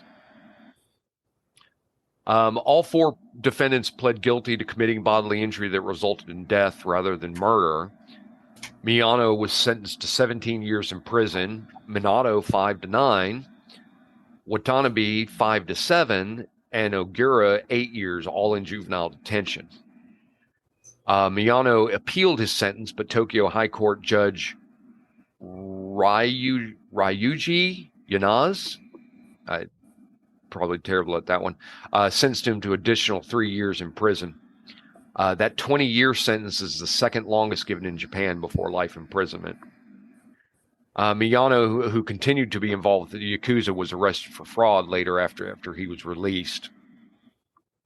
Minato, who originally received a 4 to 6 year sentence, was resentenced to 5 to 9 years by that same judge upon appeal. It's wild. He appealed his sentence and got more time. Minato's parents and brother were not charged. I love Japan. Yeah. I'm going to appeal to get off. No, we're just going to give you more time. Minato's parents and brother were not charged. After Minato's release, he moved in with his mother. However, in 2018, Minato was arrested again for attempted murder after beating a 32-year-old man with a metal rod and slashing his throat with a knife. Holy crap. Yasushi Watanabe, who was originally sentenced to 3 to 4 years in prison, received an upgraded sentence of 5 to 7 years. And for his role in the crime, Joe Ogura served 8 years in juvenile prison before he was released in August of 1999. After his release, he took the family name Kamisaku when he was adopted by a supporter. He is said to have boasted about his role in the kidnapping, rape, and torture of Junko. And in July of 2004, Ogura was arrested for assaulting Takatoshi Isano, who was an acquaintance he thought his girlfriend may have been involved with. He tracked Asano down, beat him, and shoved him into his truck, relocated him into his mother's bar in Misato, and beat him for hours. During that time, Ogura repeatedly threatened to kill the man, telling him that he had killed before and he knew how to get away with it.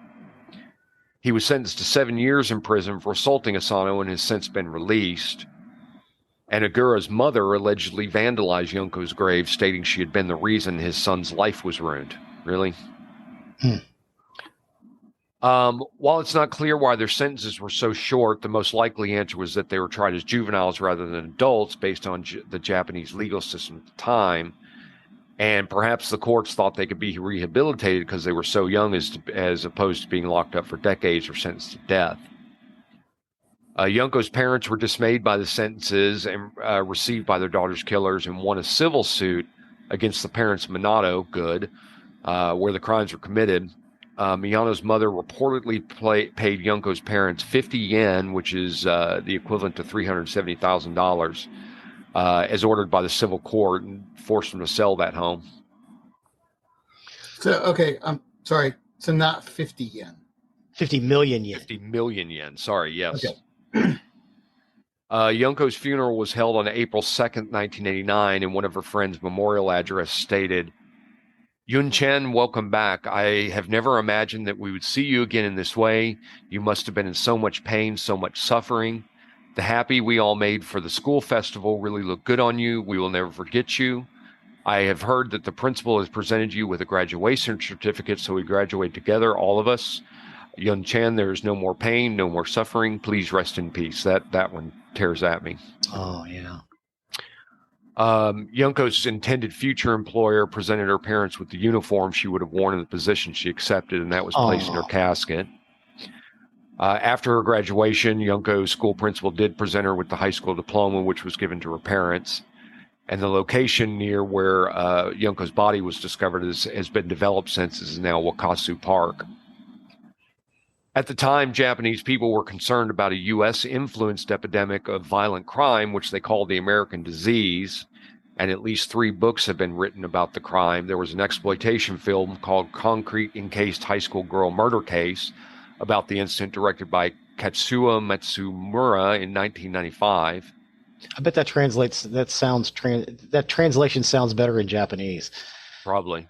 Yeah. Yunjin Kitagawa, later a member of the musical duo Yuzu, played the role of the principal culprit, and Mai Sasaki played the role of Junko. The case was also an inspiration for the film Concrete in 2004, where Miyano's name was changed to Tatsu Osugui, portrayed by Japanese former actor Sosuke Takaoka. And Junko Futura's name was changed to Misaki and is portrayed by Japanese pornographic actress Miki Komori and the manga 17 Sai.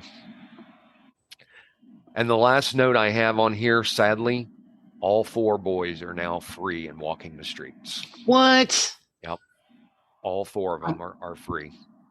As horrible as this is, I'm not surprised, though. Because this went through the courts in the early to mid-90s, right? Yep. Yeah, 89, 90, yeah. So Japan, in many ways, especially at that time, still a very conservative place. Mm-hmm. And you see that here, right? You see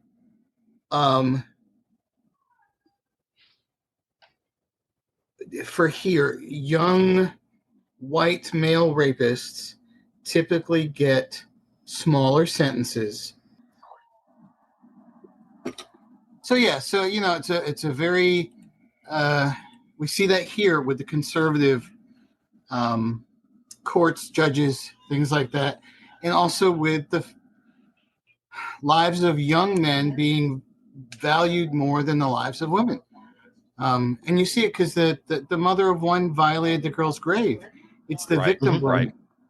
You know, unfortunately the poor girls are not as important to the system, right? Mm-hmm. As the young men are, so they get the lighter sentences. Right. They get to be repeat offenders. As obviously these guys were. Even though juvenile, I was still shocked at the amount of time that was given to each one of them. I mean, I understand that the one who got who ended up getting the 20-year sentence after appeal, that was the longest of all of them, but they all were a part of this. They all should have gotten that kind of sentence. And honestly, because of just how heinous this crime was, I think they should have gotten life. Mm-hmm. Absolutely. Well, so I think crimes like this in general are not treated as the terrible, terrible crimes that they are. Yeah. Right. Yeah, it's a crime against humanity. Yeah. Yeah. I mean, but you're just doing it to one person. It's just like because we have the hate crime add-on now, right? That increases the sentence. I personally don't care why you did it. You know, if you go and beat somebody up, right? I don't care if you did it because you're a racist piece of shit or just because you're a piece of shit in general. Whatever increased severity in sentence should apply regardless, because of the type of the crime it is. I don't care why you committed it. Right. So I don't think we should have a hate crime add-on. I think all of those types of assault crimes or whatever should automatically be bumped up to that level. Yeah, it's all hate. Yeah, it's hate. But yeah, no, I'm. It's disappointing, but I am not surprised at the absurdly light sentences that they got. Yeah.